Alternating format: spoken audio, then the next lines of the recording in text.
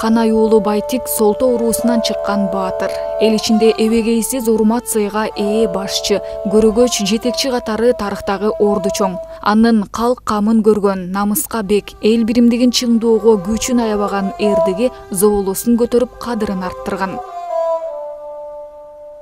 Атын минип алып, эл өз элин кыдырып, кээ бир жерге түшүп, ана мындай начар жашагандарга ошол жерден айтып, эгин берип, un berip, koyun berip, kunacını berip, oşunda elin bakkan kişi eken. Men çoğun elim görgön kişi, men çoğun elimden öz kulağımın nuqqamda. Буга чейинки маалыматтардын бардыгында Баатыр 1820-жылы жарык дүйнөгө келген деп көрсөтүлгөн. Бирок бул тагы меселе. Азыркы тапта Алматы шаарынан алынган архивдик документтер дыкат иликтенип, Баатырдын туулган жылынан тарта тарыхта калган изи кеңири изилденүүдө. Илимий экспедицияны ошо Казакстанга, Өзбекстанга жөнөтүп, Байтик Баатырдын туулган жылын 1822 жыл деп так аныктаганбыз. Ошондо 15 октябрда 2019 жылы илимий практикалык конференцияны Илим академиянын базасында өткөрүп, ошол жактан 19-18 пункттан турган иш-чараларды биз берчемдегенбиз. Өз учурунун өзөктүү көйгөйүн көрө билип, кыракы саясат жүргүзгөн Баатыр элин Кокон хандыгынын эзүүсүнөн куткарууну эпкөрөт. Ошентип 1860 жылы кокондуктарга каршы көтөрүлүштү баштап, 1862 жылы Пишпек сепилин алууга жетишет. Кыргыздын ичинде тигил баатыр, бул баатыр дейт. Бирөө дагы аскер башчысынын барып, башын кесип, орустарга өткөрүп берген бир да баатырды айта албайбыз. Кокон хандыгынын учурунда, орустардын учурундагысы, анан кийин орустар менен биздикилердин кошулгандагысындагы Байтиктин саясий өңү ушул. Байтик баатыр чүйөрөндө эң акыркы жетекчи.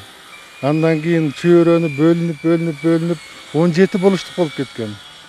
Мурда жалгыз Байтик өзү башкарчу. Ушул Байтиктин жергесинде башкарган жеринде бүгүнкү күндө бүтүндөй кыргыз эли ошол жерде жайгашып атат.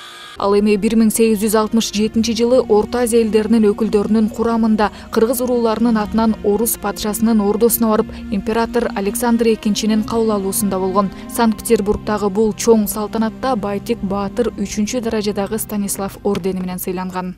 Анын ушундай бир жылдызы жанган учуру болгон. Ошондой эле Байтик Баатыр Орус империясынын мезгилинде 3 жолу, бир жолу өлүм жазасына буйрмак болгон, экинчисинде сүргүнгө айдалмак болгон, үчүнчүсүнде камалмак болгон. Ошолордун баардыгына Байтик чыдаган. Себеби кыргыздын абройлуу инсандарын Орус империясынын мезгилинде алардын авторитетин түшүрүш үчүн ошондой бир ушак айың, жалган жала менен дайыма ошондой күнөөлөп келген. Байтик Баатыр ошого дагы туруштук берген. Байтик Баатырдын эрдиктери менен эмгектери толук изилденген эмес. Быйылкы Баатырдын 200 жылдык маракесинин алкагында бул боюнча кеңири иш алып баруу көздөлүүдө. Орчундуу тарыхый окуялар окуу китептерине жаңы толуктоолор менен киргизилип, мектептерде жана жогорку окуу жайларында окутула баштайт. Жыл соңуна чейин Борбор калаадагы Байтик Баатыр көчөсү менен Масалиев көчөсүнүн кесилишине айкели тургузулуп, ушул даректе жайгашкан эс алуу жайына ысым ыйгарылат. Наки 31 менен де чектелип калбайт. Кудай буйруса, ноябрь айына чейин наки ошо инфраструктурадагы өнүксүн деп, ошол жердеги Байтик айылындагы маданият үйүн оңдоп түзөө иштерине каражат бөлүнүп, наки маданият үйү бүтүп атат. Ошол жактан анан ноябрь айларында илимий конференцияны өткөрдүк. Ошол жакта жыйынтыктоо үчүн нерселер жүргүзүлөт. Баягы каражатында карап беребиз деп атышат.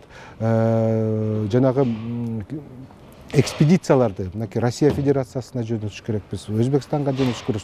Көп документтерди алып чыгыш керек. Ал эми эртең 31 августта эгемендүүлүк күнү менен катар Баатырдын 200 жылдыгы Чуңкурчак жайлоосунда белгиленет. Нурайым Бешеналиева, Чыңгыз Садыков, СТВ.